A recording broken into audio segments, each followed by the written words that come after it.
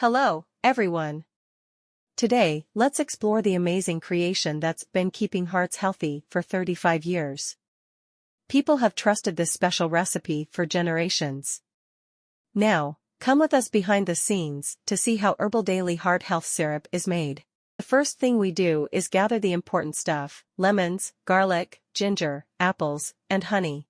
We pick each one because they're good for your heart. After getting our ingredients, our skilled team starts by squeezing lemons, garlic, and ginger. These things are full of good stuff that helps keep your heart in great shape. We mix the lemon, garlic, ginger juices, and apple cider vinegar together. This creates a strong blend that really helps your heart. To make it taste even better, we add pure honey to the juice. Honey not only makes it sweet but also gives you extra health benefits. Now, our masterpiece is ready to be put into bottles labeled. We're careful when we package it, so each bottle stays fresh and good for you.